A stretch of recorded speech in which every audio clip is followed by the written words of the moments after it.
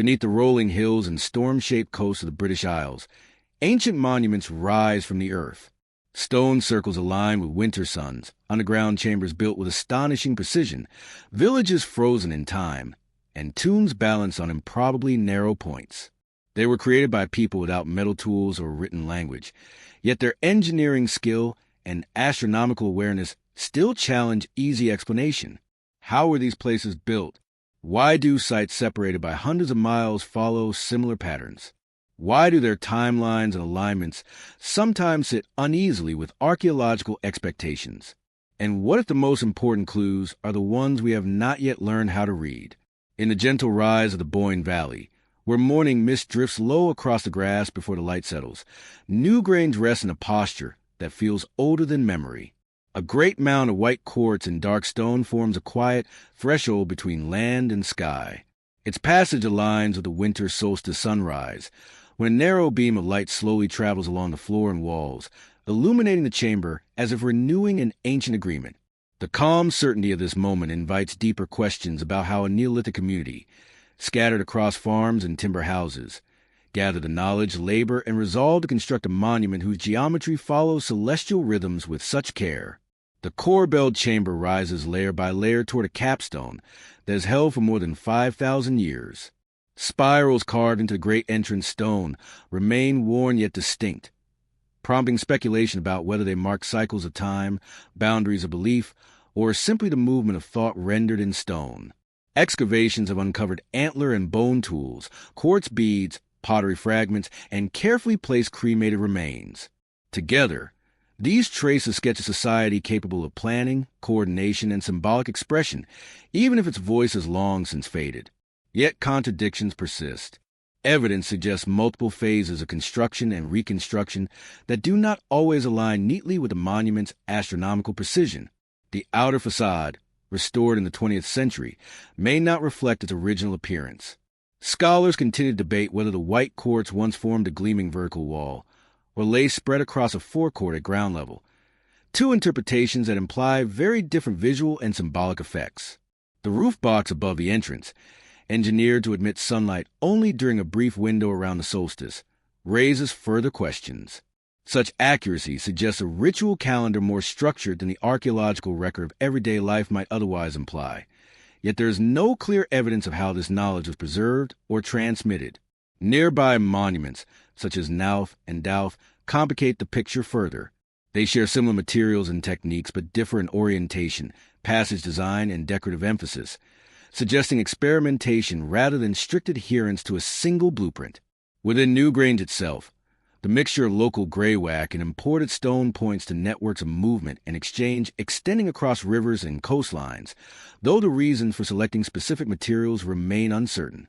The carved motifs, spirals, lozenges, and triple turn patterns, echo designs found across Atlantic Europe, yet resist a single explanation. They have been read as symbols of renewal, markers of seasonal change, or expressions of cosmology, all plausible, none decisive. Acoustic studies reveal that sound resonates within the chamber in striking ways, hinting at deliberate sensory effects. Whether these were intended for ritual, storytelling, or communal gathering remains unknown. Pollen analysis indicates shifts in vegetation during the period of construction, suggesting cycles of clearance and regrowth, while animal bones found nearby point toward selective deposition that may reflect feasting or ceremonial activity.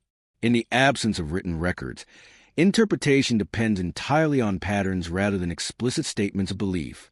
Estimates of labor range widely. Some researchers envision hundreds of people working over many seasons under strong leadership, while others argue that smaller groups, returning intermittently over generations, could have achieved the same result. Both models remain viable, underscoring how much about social organization remains unresolved. Radiocarbon dating places Newgrange centuries before Stonehenge and the Egyptian pyramids, situating it within a wider Atlantic Neolithic world increasingly understood to have been connected by seafaring routes. Yet no clear trail explains how architectural ideas are circulated or why this particular valley became the focus of such monumental effort. Inside the chamber, 3 side recesses curve outward like stone petals. Each was shaped deliberately, yet none reveals precisely how it functioned within ceremony. Microscopic analysis yields traces of ancient fires, human bone, and faint residues of pigments that may once have colored the interior, but nothing that settles the larger questions. Even the solstice alignment itself carries uncertainty. Horizons shift over millennia, vegetation changes, and intention does not always require mathematical precision. The builders may have sought a symbolic convergence rather than an exact calculation, and the monument's use likely evolved over centuries. As evening settles over the Boyne Valley, shadows gather across the quartz facade, and the passage darkens into stillness. Newgrange endures not as a solved problem, but as a sustained conversation between observation, memory, landscape, and community. Its precision is undeniable, yet its meaning remains open, suggesting a depth of purpose that modern inquiry can approach only cautiously. The monument continues to outlast every interpretation placed upon it, holding its silence while reminding us that understanding the past often means learning to live with ambiguity rather than resolving it. Sensing that beyond its measurable dimensions lies a quieter question about why this place, at this moment in prehistory, became a vessel for intentions that still glimmer just beyond the reach of certainty. Along the wind-shaped edge of mainland Orkney, where the Atlantic presses steadily against sandstone cliffs and the sky opens into a pale arc broken only by seabirds, Skara Brae rests in its hollow like a settlement revealed by time rather than built for it. Stone-walled rooms emerge from dunes that once concealed them for centuries, and the first impression is one of calm domestic order. Hearths sit at the center of each house. Shells are carved neatly from stone slabs, and low passageways link dwellings in a pattern that suggests continuity, habit, and shared knowledge rather than improvisation. Yet this tranquility soon gives way to deeper uncertainty. The village's extraordinary preservation invites questions about how a Neolithic community living so close to a volatile shoreline sustained itself amid cold winds, shifting sands, and unpredictable seas. The compact architecture, with houses partially sunk in the ground for insulation, shows careful attention to hearth placement, sleeping platforms, and storage boxes. The repeated layout of the homes implies common values or expectations, yet closer study reveals subtle variations. Differences in room size, changes in orientation, and modifications over time that resist any notion of rigid planning. There are no clear boundary markers defining where the settlement ends, complicating interpretations of social organization. Artifacts of polished stone, carved bone pins, and finely made beads appear across multiple houses, suggesting both personal possessions and networks of exchange that leave no written trace. Thick midden layers rich in marine shells and fish bones point to a diet deeply tied to the sea, while barley remains, cattle bones, and red deer fragments reveal a mixed subsistence strategy that seems remarkably resilient for such an exposed location. Pollen cores from nearby landscapes hint at environmental change during the village's occupation. Grasslands give way to heath, soils appear to thin, and agricultural pressures may have intensified. The pace and impact of these transformations remain debated. Some researchers argue that deteriorating climate conditions, including cooler and wetter phases late in the Neolithic, contributed to the village's abandonment. Others caution that environmental stress alone cannot explain the evidence for a careful closure, including at least one house whose entrance appears deliberately blocked, suggesting ritualized endings or social decisions rather than sudden crisis. Carved stone objects bearing incised lines and curves add another layer of ambiguity. Their motifs echo patterns found elsewhere in Orkney, yet offer no clear indication of function. Small stone balls and decorative objects have been interpreted as gaming pieces, symbols of status, or ritual tokens, each explanation grounded in comparison, but none definitive. One of the most striking contradictions lies in the village's longevity, occupied for centuries, followed by what appears to be a relatively sudden abandonment. Final occupation layers show little sign of violence or haste, pointing instead to a quiet departure whose motivations remain elusive. Skara Brae is often described as a window into Neolithic domestic life, yet its exceptional preservation may also distort perception. The sand that sealed the village captured it at a particular moment, potentially exaggerating uniformity that masked earlier diversity.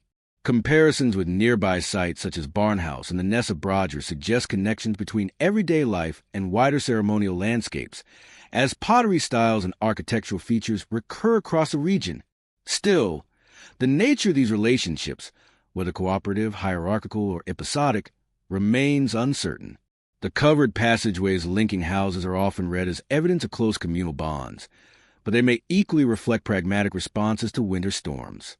Hearths assumed to represent family centers could also have served shared activities, such as craft work, discussion, or ritual practices that blur distinctions between domestic and communal space. Even the stone dresser, frequently highlighted as a focal point in each house, remains ambiguous, where patterns suggest frequent handling, but whether it displayed tools, offerings, or everyday objects is unknown. As coastal erosion continues and protective measures prompt new surveys, ground-penetrating studies hint at structures beyond the exposed core, raising the possibility that the visible village represents only part of a larger settlement whose full extent has yet to be revealed. When evening light settles across the low doorways and Atlantic winds move unbroken through the stone passages, Skara Brae seems to return to its long rhythm of exposure and concealment. It offers a glimpse into lives shaped by skill and adaptation, yet withholds final explanations, leaving behind a record detailed enough to invite understanding and incomplete enough to remind us that its deeper meaning still rests just beyond reach, on the Isle of Lewis, where wind sweeps across land stretching toward a horizon of muted heather and distant hills. The Callanish stones rise in a quiet geometry that initially appears simply monumental. Tall, nice pillars, weathered into soft grays, stand in a cross-shaped arrangement converging on a central stone circle whose stillness contrasts with centuries of Atlantic storms.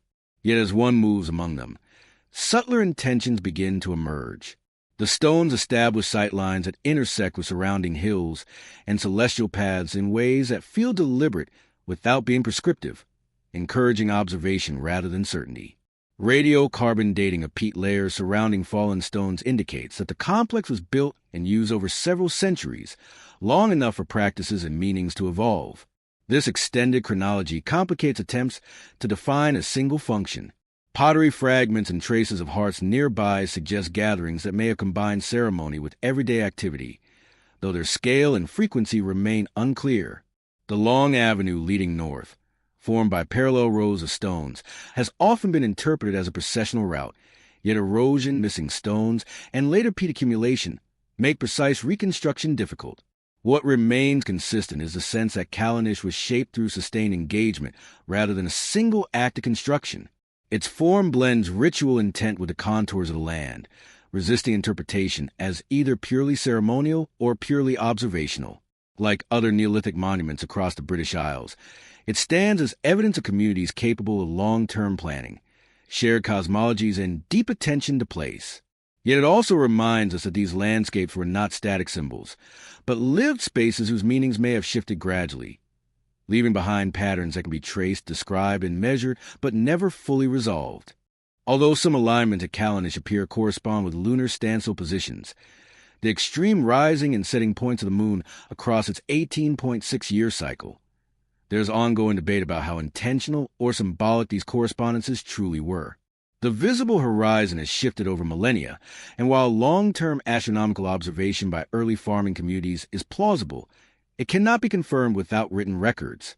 Excavations beneath the central circle revealed a small chamber once covered by a low mound, now long eroded. Its scale is too modest to function as a grand tomb, yet too deliberate to be dismissed as incidental, complicating interpretations of how mortuary practices may have intersected with the wider stone setting. The absence of significant human remains leaves open the possibility that the structure served a symbolic role rather than a practical funerary one. Pollen sequences from the surrounding moorland indicate that, at the time of construction, the landscape was more open, with evidence of managed grazing and repeated cultivation. This suggests a community deeply engaged with its environment. Over later centuries, peat gradually encroached, altering visibility and approach routes, subtly transforming how the site would have been experienced and further complicating attempts to reconstruct the intentions of its builders. Geological analysis shows that the stones were sourced from nearby outcrops, making transport distances modest compared to other megalithic projects.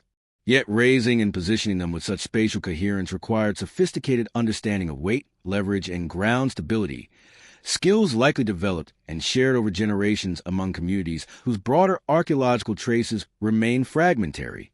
Smaller stone circles and solitary standing stones in the surrounding area hint at a landscape-scale complex rather than an isolated monument.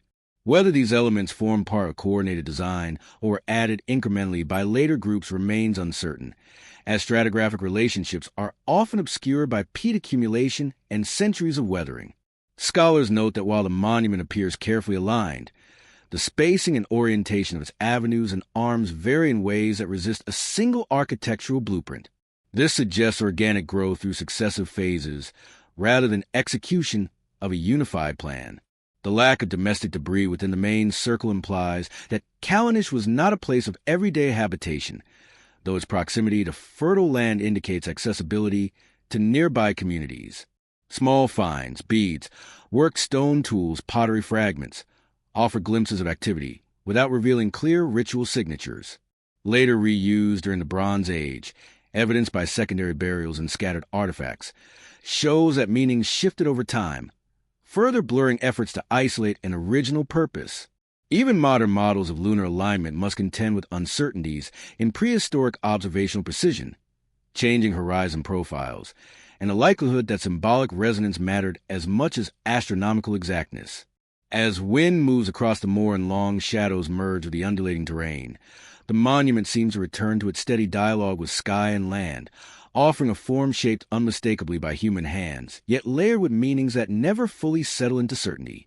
In the limestone expanse of the Bun, where the ground fractures into pale geometric plates and grasses root themselves in narrow seams of soil, Polnabron Dolmen rises with clarity that feels almost accidental.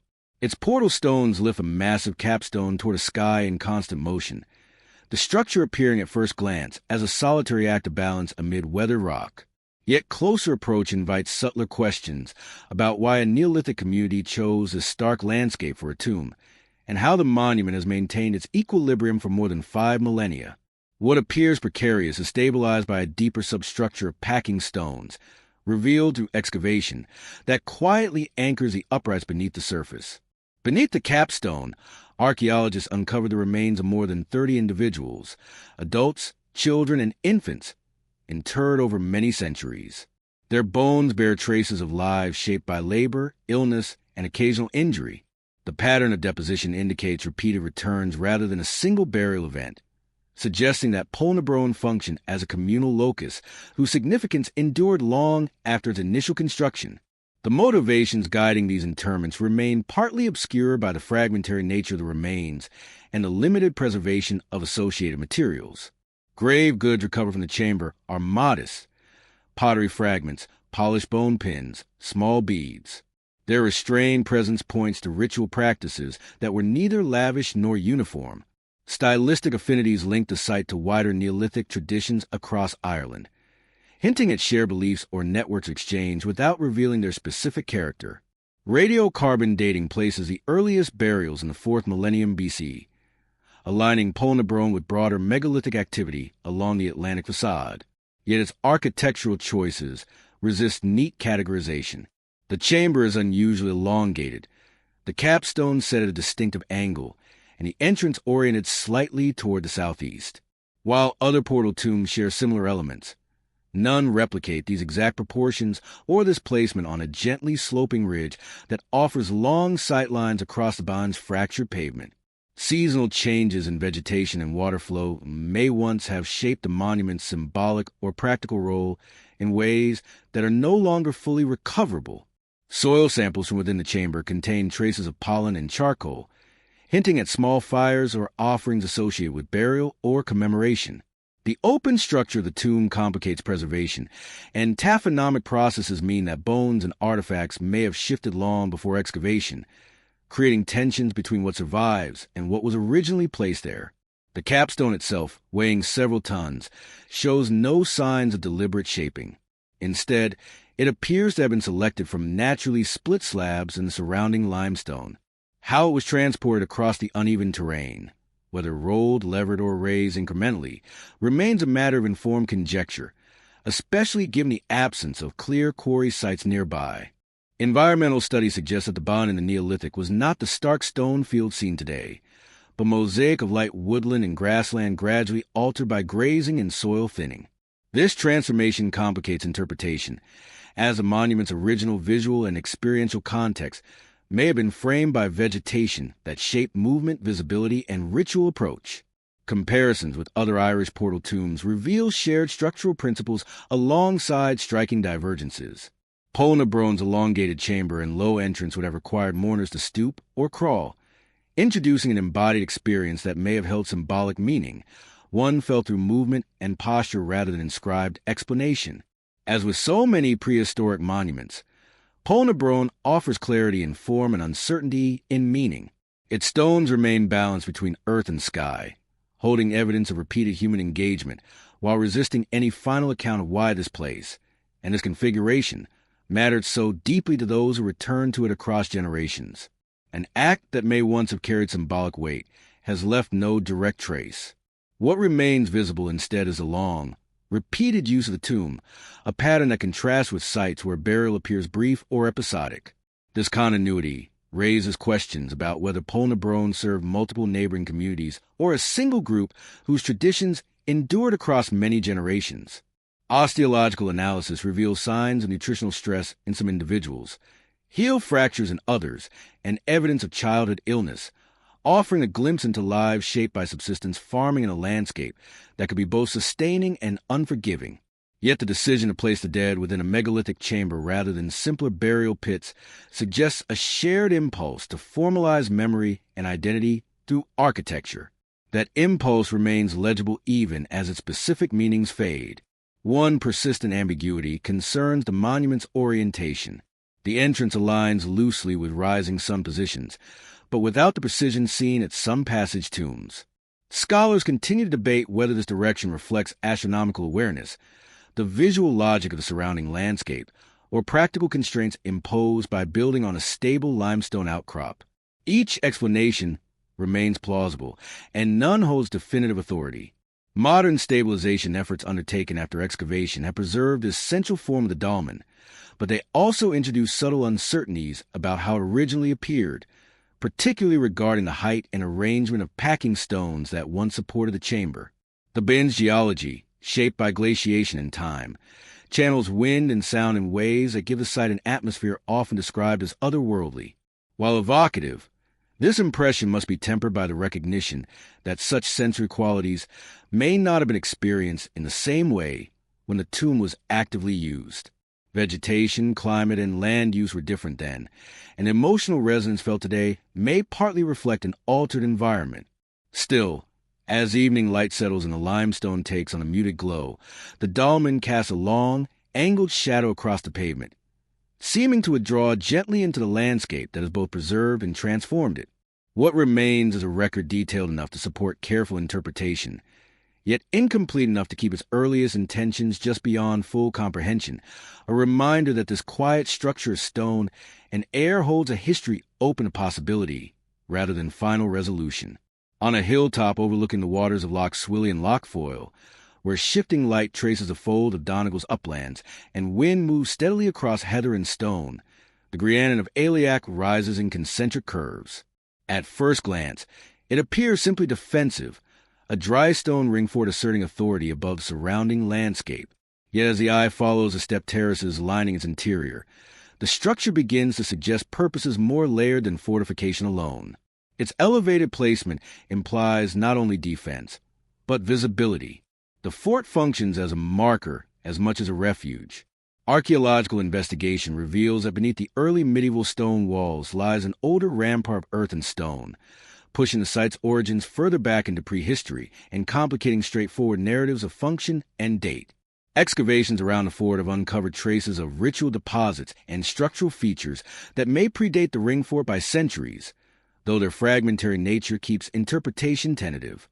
Early Irish texts refer to the site as a royal seat of the northern Ui Neil, but these accounts blend legend with history, requiring scholars to distinguish between cultural memory and architectural reality.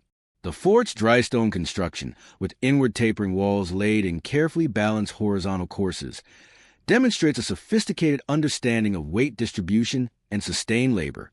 Interior stairways winding upward between tiers suggest that the ramparts once formed accessible platforms, perhaps used for observation, assembly, or ceremony.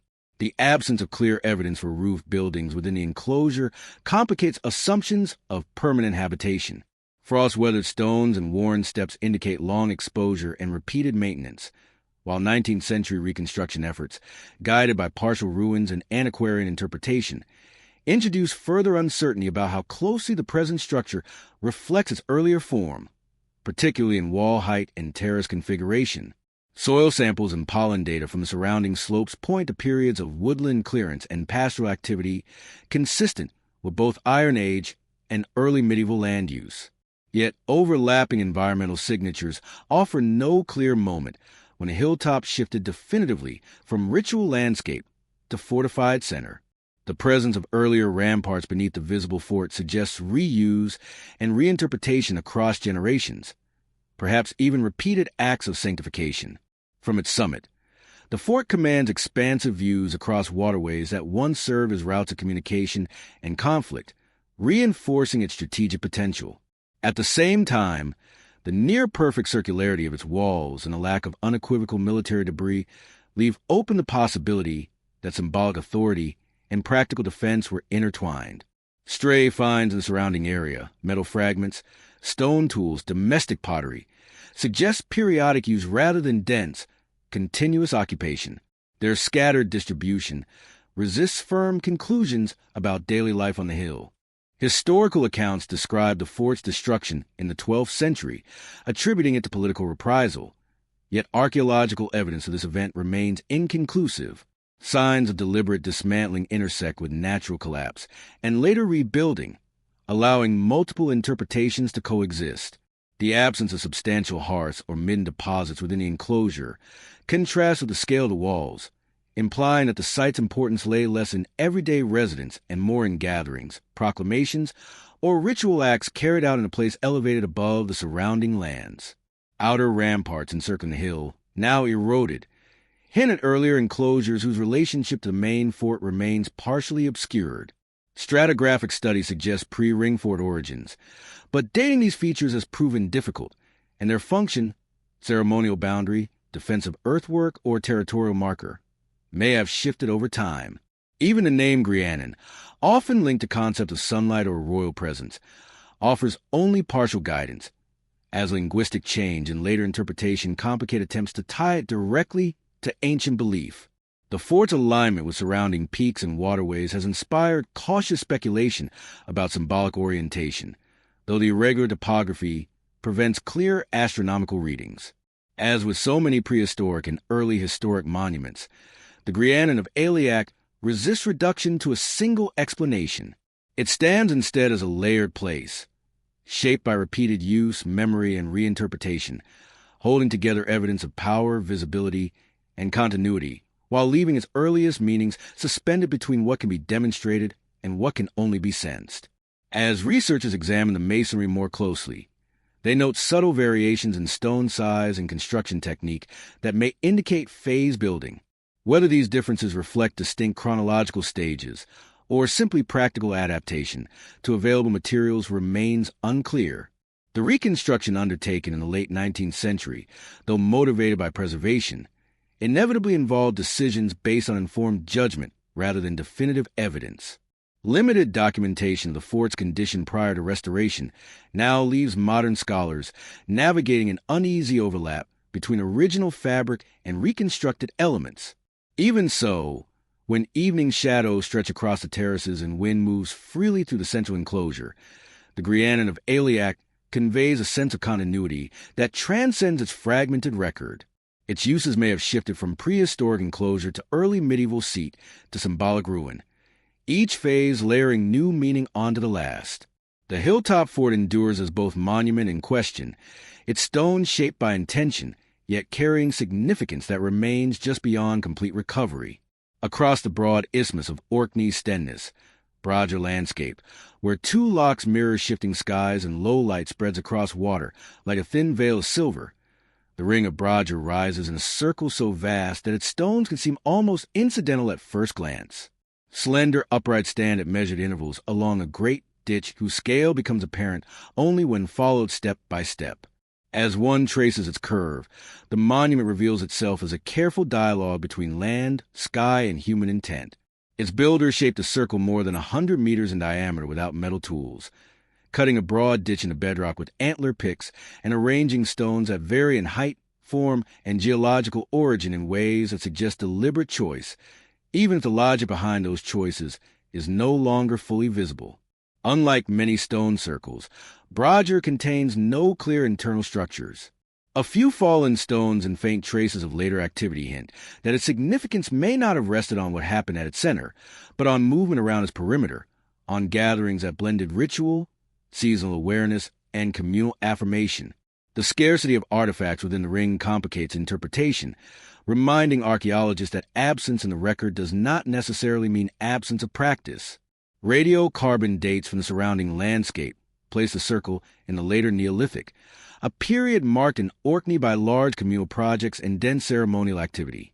Brodger's relationship to nearby monuments, including the standing stones of Stenness, Maeshowe, and the extensive settlement at the Ness of Brodger, remains an active area of study. Pottery styles, architectural similarities, and spatial proximity point toward interconnected use. Yet the precise sequence of construction and the nature of social ties between these sites are difficult to resolve. Overlapping deposits, waterlogged ground, and centuries of erosion along the loch edges obscure earlier phases and blur boundaries that may once have been more distinct. Some scholars suggest the ring function as a monumental boundary between different kinds of space, while others caution that such divisions may oversimplify a landscape whose meanings evolve gradually over generations. The scale of the monument raises further questions about organization and labor. The volume of material removed to create the ditch implies sustained, coordinated effort, yet evidence for working floors or construction debris is unevenly distributed, hinting at multiple episodes of activity or differing uses across sections of the henge. Geological analysis shows that the stones were sourced from several locations, mostly local but occasionally more distant, though none required the extreme transport seen at other megalithic sites. Their varied shapes, slender slabs, broader blocks, irregular columns, have prompted symbolic interpretations, but the absence of carving or standardized shaping limits certainty, leaving scale and placement as a monument's primary means of expression. Excavations around the ring have uncovered hearths, stone tools, and pottery fragments, traces of activity close enough to suggest repeated visits or gatherings. Whether these remains reflect ritual feasting, seasonal maintenance, or more everyday uses of surrounding land remains unresolved. One enduring ambiguity concerns the original number of stones, estimated somewhere between 48 and 60. Missing sockets, later disturbance, and natural stone decay make any reconstruction provisional, allowing multiple plausible models without definitive resolution. Environmental studies indicate that the isthmus was once less waterlogged, with broader expanses of dry ground connecting monuments that now appear separated by lochs. This suggests that Neolithic inhabitants experienced the landscape differently, with altered sightlines, movement routes, and spatial relationships. Such changes complicate modern attempts to interpret alignments or ceremonial pathways. The ring's orientation has drawn attention for possible solar or lunar associations, yet the monument's size and irregularities in stone placement make precise astronomical claims difficult to substantiate. Symbolic resonance may have mattered as much as exact celestial targeting, with broad seasonal markers or horizon relationships holding significance without strict precision. The ditch itself reveals careful shaping, its clean cuts into bedrock indicating deliberate design rather than simple excavation. The lack of ramparts or defensive features distinguishes Brodger from enclosed or fortified sites, reinforcing the idea that its boundary was conceptual rather than protective. The act of crossing the ditch may have marked a transition, though how such movement was understood remains unknowable. Microscopic residues within ditch deposits show traces of charcoal and small animal remains, but these are too sparse and mixed by natural processes to define specific practices. Connections to the Ness of Brodger, with its monumental buildings, decorated stone slabs, and dense occupation layers, invite speculation that the ring formed part of a broader ceremonial network. Yet chronological overlap, without precise alignment, prevents firm conclusions about coordinated planning.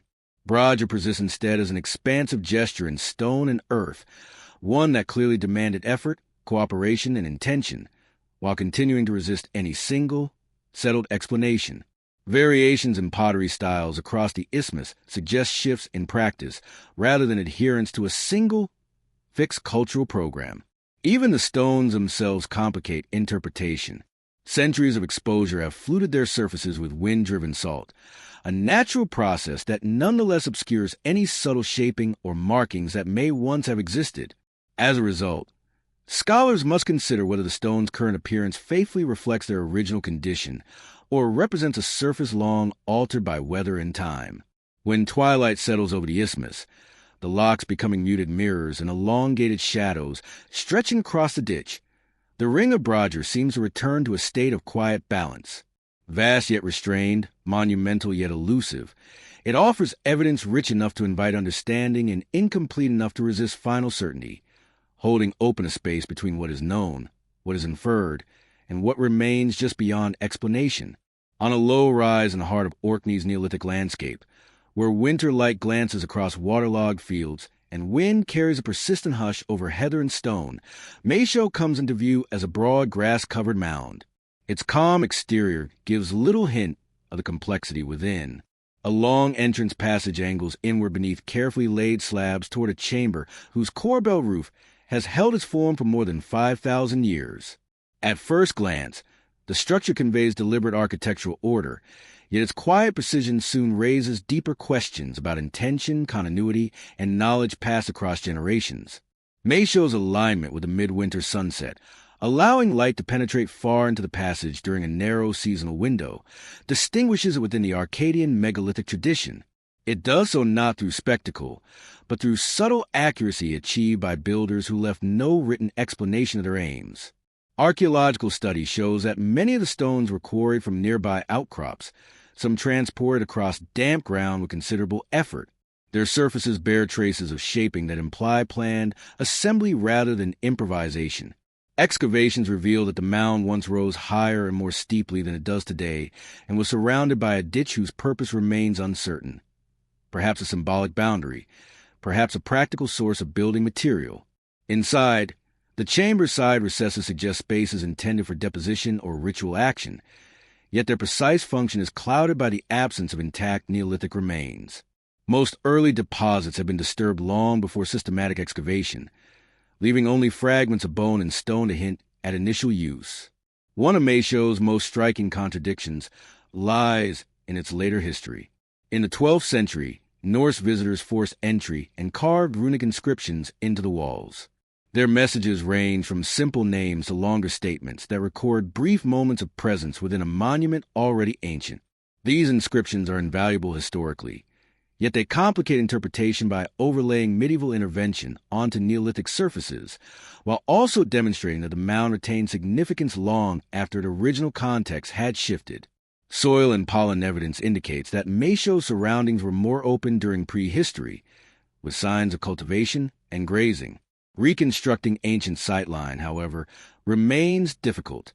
Changes in water levels across the Stenness, Brodger landscape have altered the horizon, complicating efforts to assess how precisely the midwinter alignment functioned in the past, and whether atmospheric conditions or topographical shifts influenced how light entered the passage. Comparisons with other passage tombs in Orkney and beyond reveal both similarities and distinctions. Corbelled chambers are common, but Meisho's proportion, central height, and extended passageways stand apart, suggesting either a refined regional expression of a shared tradition or a localized architectural evolution shaped through experimentation. Structural analysis shows that the builders understood weight distribution and water management. The layering of the mound and the slight incline of the passage help limit water infiltration, a practical consideration embedded within monumental form. Later excavations and 19th century clearance alter the mound's profile, introducing small uncertainties about how effectively the original design functioned. Weathering patterns on the chamber stones predate medieval entry, indicating long exposure to internal humidity. Traces of soot, tiny bone fragments, and minute flecks of charcoal suggest that fire or lamplight once played a role in its use, though the scale and purpose of such illumination remain unknown.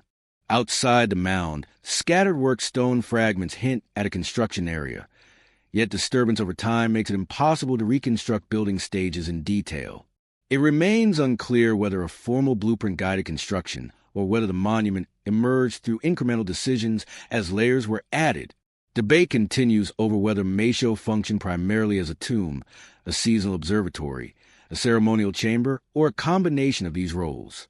The evidence supports each interpretation in part, while withholding a definitive conclusion. The relative scarcity of clear burial assemblages contrasts with the architectural grandeur typically associated with funerary monuments, raising the possibility that Meisho's role evolved across centuries of use. The passage orientation, though broadly consistent with the midwinter sun, is not mathematically exact. Scholars note that horizon shifts over millennia may have altered perceived precision, complicating judgments about whether the builders sought strict accuracy or symbolic resonance within a broader seasonal framework. Even the runic inscriptions, though much later, offer insight into how medieval visitors understood the mound as a place worthy of entry, inscription, and reflection. Their presence adds another cultural layer that must be carefully separated from a Neolithic narrative. As twilight descends along the loch margins and the mound settles into shadow, Meisho retains a quiet equilibrium between clarity and uncertainty. Its alignment and architectural mastery speak unmistakably of intention, yet its deeper significance remains partly obscured by time. The chamber and its long passage continue to hold a space where archaeological evidence converges with unanswered possibility, a place where the winter sun traces a path that suggests meaning while never fully revealing it.